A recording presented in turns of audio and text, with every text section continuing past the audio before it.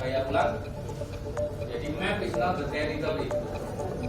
Anda bilang misalkan Pak Andika itu orangnya baik. Belum tentu juga memang Pak Andika itu baik seperti yang dia gambarkan. Oh baik karena lama. Orang lain ngomong baik karena yang lain. Atau malah ternyata sebenarnya nggak baik.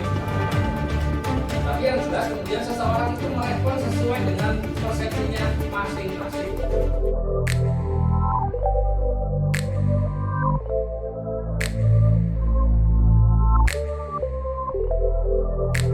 Berikutnya, bahwa setiap pengalaman itu punya struktur. Saya tanya, adakah di antara Anda yang sama sekali belum pernah closing dalam jualan? Apakah ada yang jualan nggak pernah laku? Berarti pernah semua ya? Saya tanya, apakah Anda pernah jualan dan itu laku? Apakah Anda pernah jualan dan itu laku? Angkat tangan. Dari yang Anda katakan saya tanya lagi, apakah Anda pernah jualan dan itu laku dan itu mudah? Masih, oke. Apakah Anda pernah jualan dan itu laku dan itu mudah dan itu nilainya menurut Anda saat itu worth it, pantas? Oke. Terima kasih. Artinya sebenarnya Anda dalam diri Anda sudah ada struktur itu, tinggal itu dimainkan kapanpun Anda butuhkan. Karena setiap pengalaman ada strukturnya. Tak kasih bonus ya, ada kalimat pendek. Kalau di keilmuan kuantum memori itu disimpannya bukan di sini, tapi di sel. Sehingga kalau Anda pernah hidup dengan semua sel tubuhmu, Anda pernah jualan laku dan mudah, dan angkanya worth it bagi Anda, sebenarnya dalam selmu sudah ada memori bahwa Anda berdagang. Ya kalau jualan laku dan itu mudah, angkanya pantas. Sehingga problemnya kalau nilaimu sekarang misalkan di angka yang segini, nilaimu ini yang perlu di-upgrade. Batas bawah, batas atasmu yang perlu dimainkan. Masih ingat omongan kamu itu ya sekarang penjelasannya. Memainkannya di batas atas, batas bawahnya. Jadi kalau kemarin Anda menganggap misalkan angka 500 juta itu besar, 1M itu waduh bulannya bukan main ini. Oh, ya caranya. Nah, ini yang mesti Anda crack, Anda mainkan. Masih diikuti?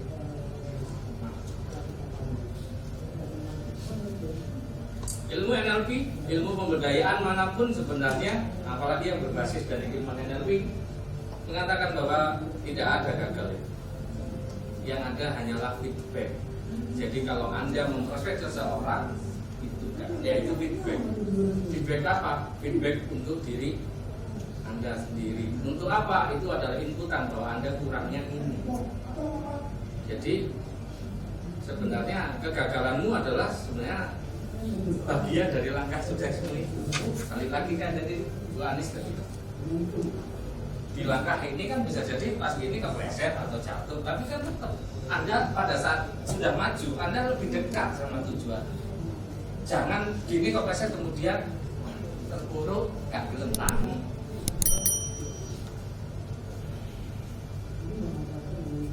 Tadi ngobrol sama Mas Joshua, kemerujut lah, saya ini kemerujut ya. Saya pun pernah pada posisi yang yakinilah plus dan pada posisi tak boleh lupa. Pernah.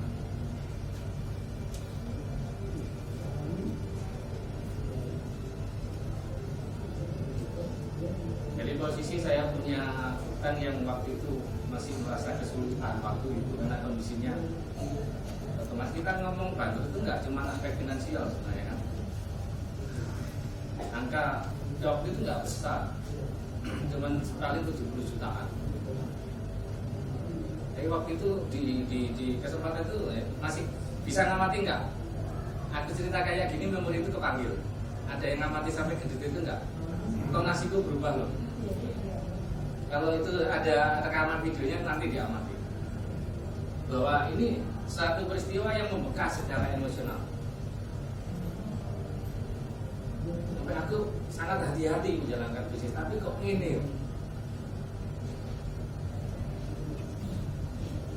Saya ingat satu malam kemudian habis kumpul sama tim saya pada posisi yang tidak bisa menyalahkan siapa-siapa karena saya yang memimpin perusahaan itu, dan saya pada satu stage di mana ini tanggung jawab aku salah, cuman aku itu bingung salahku itu apa.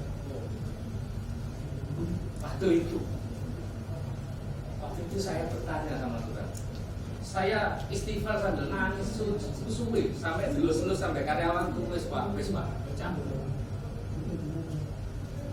Aku hati-hati kalau aku, dan itu sebenarnya karena saya ini ceritanya dibohongin sama orang yang itu kemudian bla bla bla membawa reputasi nama saya, nama perusahaan saya kaitan sama beberapa vendor, sehingga lagi-lagi nggak cuma angka 70 juta ya sebenarnya, artinya waktu jadi kacau gara-gara itu. Beberapa waktu kemudian saya menjadi orang yang sebenarnya saya mengingat itu tuh masih ingat gitu. Aku jadi orang yang pendiam. Aslinya aku ya jadi ngomong wah saya cepat. Tapi masa-masa itu aku jadi orang yang pendiam. Ya ibaratnya ke kantor lah, ketemu karyawan, ketemu tadi ya. Sampai suatu ketika kemudian saya lupa momennya apa. Tapi kemudian pada saat itu yang saya ingat adalah ada satu kalimatnya begini. Ya sudah, ini adalah biaya sekolah yang sebenarnya 70 juta dan semua yang itu adalah biaya sekolah untuk membuatku lebih pantas tadi itu Anis. Bahwa kalau ini aku pernah angka segini, bahwa sebenarnya Tuhan punya rencana bahwa saya sebenarnya layak di angka yang melipat dari ini. Saya istighfarnya tidak dengan mempertanyakan sama Tuhan, ya Allah, aku salah, aku bisa hati-hati. Ibaratnya aku menampak muka aku sendiri. Segitu kurang ajarnya kah kamu itu Mus sampai mempertanyakan itu pada Tuhan? Kurang ajar. Saya menghajar diri saya dengan mereka hebat.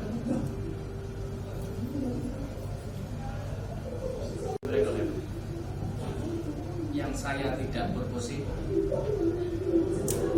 ada yang merekomendasikan, kemudian pengen ketemu yang tadi saya cerita 250 M.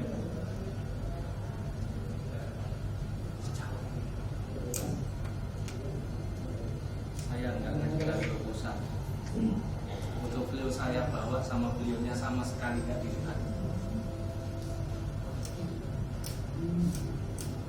Jadi kalau di Malang kadang-kadang saya diundang itu sama teman-teman komunitas itu ada cerita bagaimana aku tahu. Jadi kalau di Malang tuh kami sempat ada komunitas itu, komunitas orang-orang yang pernah bangkrut M.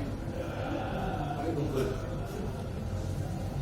Tapi kemudian sama ini, mohon maaf, ada komunitas juga anti riba yang awalnya terikat juga, kemudian pengen lepas dan sebagainya. Aku kalau diundang di situ nggak ngomongin lebih, ya suruh cerita. Sampai itu tahu bangkrut, ki opo ceritanya kok iso ngadeg kaya saiki, kok masih ada seperti sekarang ini masih bisa. Ini apa? Ya menjalani itu. Ya.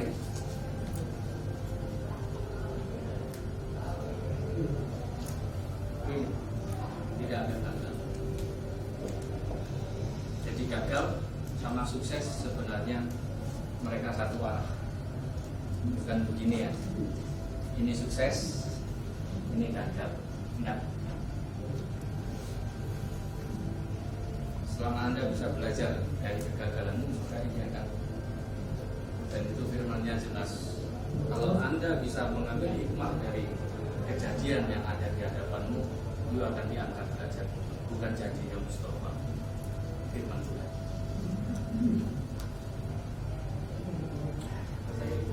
Ya, itu saja. Bahkan angka itu akhirnya kan upsell. Iyalah, masa biarin 250 upsell lah yuk. Saya pun kemudian pernah mengalami yang nilainya M. Mari cuit, mari kalau jus gitu. Yang lepas waktu itu sekitar 5 sedikit lah, 5, sekian. Tapi tahun sekian. Kalau dikonversikan sekarang ya lumayan. Waktu itu saya baru nikah. Dan saya sangat bersyukur istri saya baik-baik saja, kami baik-baik saja sampai sekarang, dan melihat itu dari Allah biasa.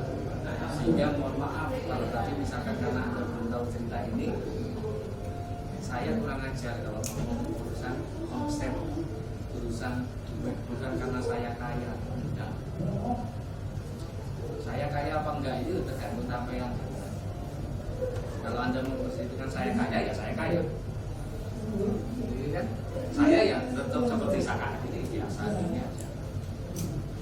Segala sesuatu punya makna kalau Anda sudah menempelinya makna. Sama dengan janjuk akan menjadi makian atau apa, istighfar akan menjadi taubat atau menyalahkan Tuhan. Tadi saya begitu. Saya pernah istighfar yang saya mempertanyakan masalahku apa. Saya lihat ngomong dan rasanya misalnya Mustafa di ngarep aku pengen tak sepadu gitu. Aja kurang ajar mesti apa ngomong. Yang saya syukuri saya masih dikasih kesempatan untuk mencoba itu.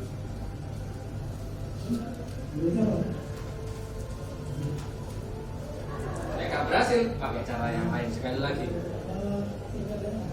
Salah satu guru saya juga mengatakan hidup di dunia ini ibarat samudera kemungkinan. Maka jangan hanya melihat satu jalan saja. Bahwa Anda sekarang punya perusahaan untuk bidang itu. Bahwa sebenarnya di saat yang sama, paralel, sebenarnya ada rangga yang lain yang mungkin Anda pengusaha IT. Ada lagi Anda sebagai retail, misalkan jualan boneka. Tapi di saat sekarang Anda sedang ada di jalur yang itu. Nah, ada kalanya jeblek ini kan itu sudah ke sini. Ya itu rencana Tuhan ini gak ngerti. Jadi biasa saja melihat sebuah kegagalan, pada saat Anda tahu kegagalan itu juga membuat Anda lebih baik.